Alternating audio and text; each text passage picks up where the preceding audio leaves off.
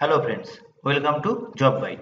2021 সালে SSC জিডিতে general অ্যাওয়ারনেসের যে সমস্ত প্রশ্নগুলো এসেছিল তার এমসিকিউ পর্ব 6 আজ আমরা দেখে নেব, যা 17ই নভেম্বর 2021-এর শিফট 3-তে এসেছিল। চলো শুরু করা যাক। লোক নৃত্যনাট্য যক্ষগান নিচের কোন রাজ্যের সাথে সম্পর্ক রয়েছে? কর্ণাটক, অন্ধ্রপ্রদেশ, তেলেঙ্গানা না কেরালা? যক্ষগান এই লোকনৃত্যটি দেখতে পাওয়া যায় কর্ণাটকে। Option A. পরের প্রশ্ন, নিচের কোনটি পরিমাপ করতে স্ফিগমোম্যানোমিটার ব্যবহার করা হয়? বৈদ্যুতিক প্রবাহ, আর্দ্রতা, বায়ু না রক্তচাপ?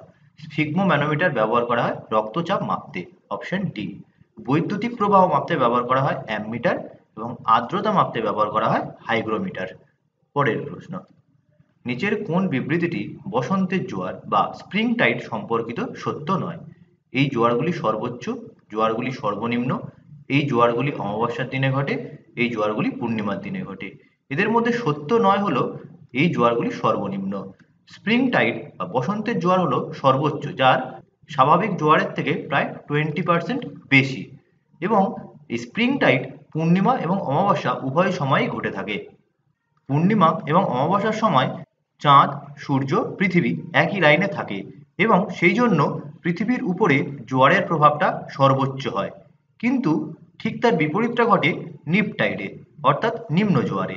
সেই সময় সূর্য, পৃথিবী এবং চাঁদ একই সরলরেখায় থাকে না, তারা থাকে প্রায় 90 ডিগ্রি অ্যাঙ্গেলে। সেই জন্য পৃথিবীর উপর জোয়ারের প্রভাবটা কম হয়ে থাকে, যা স্বাভাবিক জোয়ারের থেকে প্রায় 20% কম। তাহলে বসন্তের জোয়ার সম্পর্কিত সত্য নয় হলো এই জোয়ারগুলি সর্বনিম্ন। পরের প্রশ্ন, নিচের কোন রাসায়নিক পদার্থ কৃত্রিম বৃষ্টি ঘটাতে ব্যবহৃত হয়? Hydrogen bromide, silver iodide, silver oxide না অ্যালুমিনিয়াম সালফাইড? কৃত্রিম বৃষ্টি বা ক্লাউড সিডিং ঘটাতে ব্যবহার করা হয় সিলভার আয়োডাইড। Option B. কিছুদিন আগে তোমরা শুনে থাকবে দিল্লিতে দূষণের মাত্রা প্রচুর পরিমাণে বেড়ে যায়। সেই জন্য দিল্লি সরকার ঠিক করে আইআইটি কানপুরের সহায়তায় দিল্লিতে কৃত্রিম বৃষ্টি ঘটাবে এবং তাতে ব্যবহার করা হবে সিলভার আয়োডাইড। পরের প্রশ্ন, ব্যাংক ছাড়াও গ্রামীণ এলাকায় সস্তা ঋণের অন্যান্য সরকারি প্রধান উৎস কি? মহাজন, জমিদার, সমবায় সমিতি না বন্ধু এবং আত্মীয়? ব্যাংক ছাড়াও গ্রামীণ এলাকায় ঋণ দিয়ে থাকে সমবায় সমিতি। Option C. পরের প্রশ্ন, জ্বালা গুট্টা একজন ভারতীয় পেশাদার কি খেলোয়াড়? ফুটবল, টেবিল টেনিস, টেনিস না ব্যাডমিন্টন? জ্বালা গুট্টা একজন ব্যাডমিন্টন খেলোয়াড়। Option D. তিনি একজন মহারাষ্ট্রের মহিলা, বর্তমানে তিনি তেলেঙ্গানাতে থাকেন। তিনি 2010 সালের কমনওয়েলথ গেমসে ডাবলসে স্বর্ণপদক জিতেছিলেন। পরের প্রশ্ন, 2020 সালের সেপ্টেম্বরে 7 বছরে ইউএস ওপেনে একটি সিঙ্গলস ম্যাচ জিতে কে প্রথম ভারতীয় হয়েছিলেন? সুমিত নাগাল, পুরব রাজা, দিবিজ শরণ না ইউকি ভাম্রি? 2020 সেপ্টেম্বরে ইউএস ওপেনে সিঙ্গলস ম্যাচ জিতেছিলেন সুমিত নাগাল। Option A. পরের প্রশ্ন, বাবর ইব্রাহিম লোদিকে পরাজিত করে কোন সালে দিল্লি ও আগ্রা দখল করেন? 1526, 1694, 1467 না 1372? বাবর ইব্রাহিম লোদিকে প্রথম পানিপথের যুদ্ধে পরাজিত করে এবং সালটা ছিল 1526। Option A. পরের প্রশ্ন, ইন্ডিয়ান প্রিমিয়ার লিগ আইপিএল এ 2020-তে নিম্নলিখিত ক্রিকেটারদের মধ্যে কে অরেঞ্জ ক্যাপ জিতেছেন? কে এল রাহুল, জিমি নিসাম, বিরাট কোহলি না এম এস ধোনি? আইপিএল এ 2020 সালে অরেঞ্জ ক্যাপ জিতেছিলেন কে এল রাহুল। Option A. এটা অনেক পুরনো প্রশ্ন, নতুনগুলো দেখে নাও। 2020 সালে কে এল রাহুল জেতে, 2021 সালে জেতে ঋতুরাজ গাইকোয়াড়, 22-এ জেতেন জস বাটলার, 2023-এ জেতেন শুভমান গিল। পরের প্রশ্ন, ভারতীয় সশস্ত্র বাহিনীর ভেটেরান্স দিবস বার্ষিক কবে পালন করা হয়? 15ই জুলাই, 5ই ডিসেম্বর, 14ই জানুয়ারি না 26শে ডিসেম্বর? ভারতীয় সশস্ত্র বাহিনীর ভেটেরান্স দিবস পালন করা হয় 14ই জানুয়ারি। Option C. ভারতীয় সশস্ত্র বাহিনী 14ই জানুয়ারি সশস্ত্র বাহিনী ভেটেরান্স দিবস উদযাপন করে। দিনটি field marshal K M Cariappa দ্বারা প্রদত্ত পরিষেবাগুলির জন্য সম্মান ও স্বীকৃতির একটি চিহ্ন। কারিয়াপ্পা ছিলেন ভারতীয় সেনাবাহিনীর প্রথম ভারতীয় প্রধান, যিনি 1947 সালের যুদ্ধে ভারতীয় বাহিনীকে বিজয়ে নেতৃত্ব দিয়েছিলেন। তিনি 14ই জানুয়ারি 1953 চাকরি থেকে অবসর নেয় এবং এই দিনটিকে স্মরণ করে রাখতে ভারতীয় সশস্ত্র বাহিনী ভেটেরান্স দিবস পালন করে। পরের প্রশ্ন, কোহিমার যুদ্ধ 1944 সালে কাদের মধ্যে হয়েছিল? কোহিমার যুদ্ধ 1944 সালে হয়েছিল ইম্পেরিয়াল জাপানি বাহিনী এবং ব্রিটিশ ভারতীয় বাহিনীর মধ্যে। Option C. কোহিমা বর্তমানে নাগাল্যান্ডের রাজধানী। পরের প্রশ্ন, নিম্নলিখিত রাজ্যগুলির মধ্যে কোনটি গবাদি পশুর সুরক্ষা এবং প্রচারের জন্য 2020 সালের নভেম্বরে একটি গৌ মন্ত্রিসভা গঠনের ঘোষণা করেছিল? উত্তরপ্রদেশ, ছত্তিশগড়, মধ্যপ্রদেশ না বিহার? এই প্রশ্নটা গুলিয়ে ফেলবে না, এটা সকলের মনে হতে পারে উত্তরপ্রদেশ, কিন্তু এর উত্তর হবে মধ্যপ্রদেশ, অপশন সি। পরের প্রশ্ন, ইউএস ওপেন 2020-তে নিম্নলিখিতদের মধ্যে কে পুরুষদের একক ইভেন্ট জিতেছেন? আলেকজান্ডার জ্যাভরেভ, নোভাক জোকোভিচ, ডমিনিক থিয়েম না Bruno Soares? Dominic Thiem, option C. এটা অনেক পুরনো কারেন্ট অ্যাফেয়ার্স, তোমাদের 2023 সালের ইউএস ওপেনটা জানতে হবে। সেখানে মেল সিঙ্গেলসে জিতেছেন নোভাক জোকোভিচ, তিনি ফাইনালে ড্যানিলি মেন্ডেভকে হারিয়েছেন। এবং মেয়েদের ইউএস ওপেনে সিঙ্গেলস বিভাগে জিতেছেন কোকো গফ এবং রানার আপ হয়েছেন আরিয়ানা সাবালেঙ্কা। পরের প্রশ্ন, যে লেনদেনের নেতিবাচক বাহ্যিকতা রয়েছে, যেমন দূষণ, তার উপর যে কর আরোপ করা হয় তাকে কি বলা হয়? টবিন ট্যাক্স, পিগোভিয়ান ট্যাক্স, কাস্টমস না সিটিটি? যে সমস্ত জিনিস পরিবেশের উপর নেগেটিভ এফেক্ট ফেলে তাদের উপর যে ট্যাক্স আরোপ করা হয় তাকে বলা হয় পিগোভিয়ান ট্যাক্স, অপশন বি। আর যে ট্যাক্সগুলো রয়েছে, যেমন টবিন ট্যাক্স, টবিন ট্যাক্স হলো স্পট কারেন্সি ট্রেডের উপর একটি ট্যাক্স যা স্বল্পমেয়াদী কারেন্সি ট্রেডিংকে শাস্তি দেয়। এই Tobin tax financial transaction tax বা রবিনহুড ট্যাক্স নামেও পরিচিত। টবিন ট্যাক্স 1972 সালে মার্কিন অর্থনীতিবিদ জেমস টবিন দ্বারা প্রস্তাবিত হয়েছিল। এরপরে আসে কাস্টম, যখন কোনো দ্রব্য আমদানি বা রপ্তানি হয় তার উপর যে ট্যাক্স পড়ে তাকে বলে কাস্টম ডিউটি। আর সিটিটি বা কমোডিটি ট্রানজাকশন ট্যাক্স, এটি হলো পণ্য লেনদেন কর। এগুলো হলো অকৃষি পণ্য বাণিজ্য মূল্যের উপরে 0.01% হারের ট্যাক্স। পরের প্রশ্ন, মহাশয় ধরমপাল গুলাটি, যিনি 2020 সালের ডিসেম্বরে মারা গিয়েছিলেন, তিনি আইকনিক মশলা ব্র্যান্ড কার মালিক ছিলেন? বাদশাহ, এমডিএইচ, এভারেস্ট না ক্যাচ? তিনি এমডিএইচ মশলার মালিক ছিলেন, অপশন বি। এই ধরমপাল গুলাটি 2019 সালে পদ্মভূষণে সম্মানিত হয়েছিলেন। পরের প্রশ্ন, নিম্নলিখিত পদগুলির মধ্যে কোনটি কর্ণাটক মালভূমির পাহাড়ি অংশগুলিকে নির্দেশ করে? বুগিয়াল, তরাই, মালনাথ না পেটস? কর্ণাটক মালভূমির পাহাড়ি অংশগুলোকে বলা হয় মালনাথ, অপশন সি। বুগিয়ালটা কি? এটি হলো আলপাইন চারণভূমি, এটি উত্তরাখণ্ডে দেখতে পাওয়া যায়। এই বুগিয়ালকে প্রকৃতির নিজস্ব বাগান বলা হয়ে থাকে। তরাই কি? তরাই হলো উত্তর ভারত ও দক্ষিণ নেপালের একটি অঞ্চল যা হিমালয়ের নিম্ন রেঞ্জের সমান্তরালভাবে চলে। এটি পশ্চিমে যমুনা নদী থেকে পূর্বে ব্রহ্মপুত্র নদী পর্যন্ত বিস্তৃত।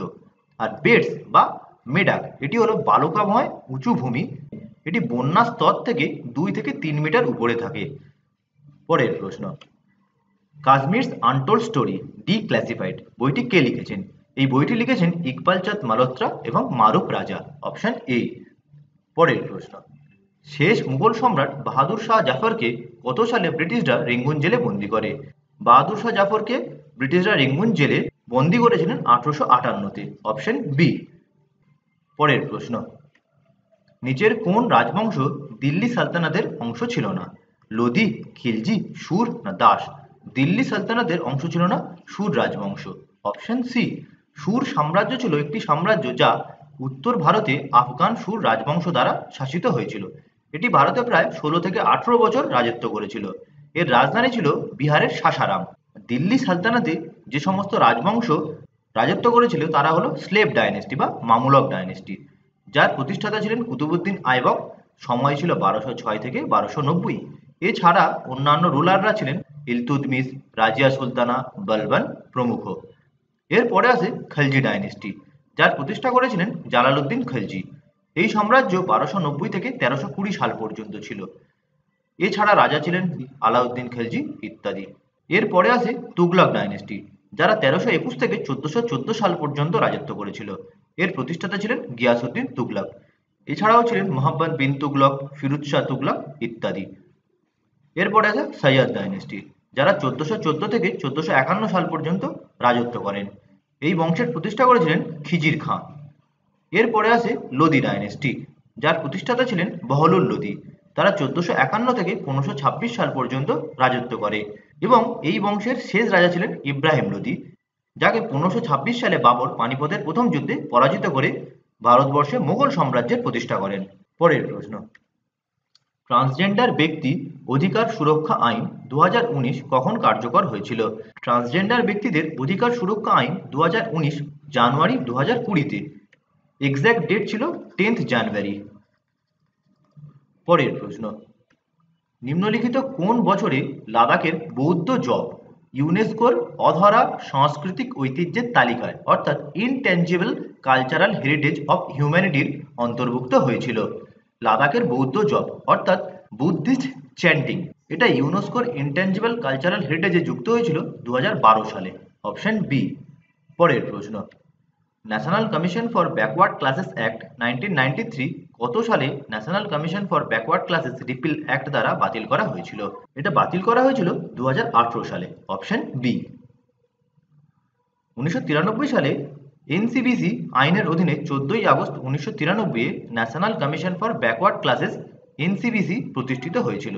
তখন এটি স্ট্যাটাস ছিল স্ট্যাচুটরি স্ট্যাটাস।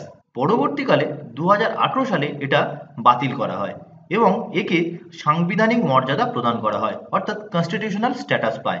এখানে ছিল স্ট্যাচুটরি স্ট্যাটাস এবং 2018 সালের পরে তা হয় কনস্টিটিউশনাল স্ট্যাটাস।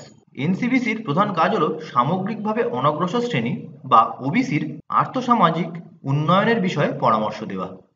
পরের প্রশ্ন, মানুষের শরীরের চুল, নখ, ত্বকের উপরের স্তর তৈরি করে এমন প্রভাবশালী পদার্থ কি? ল্যামিনিন, কোলাজেন, কেরাটিন না ফাইব্রোনেকটিন? কি হবে এটি? কেরাটিন। Option C.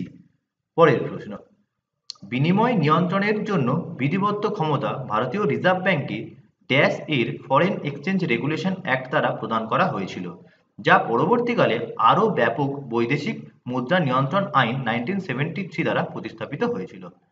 প্রথম ফেরা অ্যাক্ট চালু হয়েছিল 1947 সালে। পরবর্তীকালে তা 1973-তে প্রতিস্থাপিত হয়। বর্তমানে ফেরারও অস্তিত্ব নেই। তা 1999 সালে রিপিল করা হয় এবং তারপরে আসে FEMA, foreign exchange management act. এটি 29শে ডিসেম্বর 1999 সালে পাস হয়। 2020 সালের জুন মাস থেকে কার্যকর হয়। তাহলে এখানে জানতে চেয়েছি ফেরা কত সালে প্রথম চালু হয়েছিল? এটা হবে 1947। Option B. পরের প্রশ্ন, 2011 সালের আদমশুমারি অনুসারে নিম্নলিখিত রাজ্যগুলির মধ্যে কোনটি এম্পাওয়ার্ড অ্যাকশন গ্রুপ বা ইএজির মধ্যে পড়ে না? রাজস্থান, ঝাড়খণ্ড, বিহার না পাঞ্জাব? 2011 সালের সেন্সাস অনুযায়ী 8টি রাজ্য এম্পাওয়ার্ড অ্যাকশন গ্রুপের মধ্যে ছিল। উত্তরপ্রদেশ, উত্তরাখণ্ড, বিহার, ঝাড়খণ্ড, মধ্যপ্রদেশ, ছত্তিশগড় এবং উড়িষ্যা। এদের মধ্যে ছিল না পাঞ্জাব। Option D. তাহলে আজ এ পর্যন্তই। দেখা হবে পরের ভিডিওতে। ভিডিওটি ভালো লাগলে অবশ্যই লাইক করো, শেয়ার করো এবং পরবর্তী আপডেটের জন্য চ্যানেলটিকে সাবস্ক্রাইব করতে ভুলো না।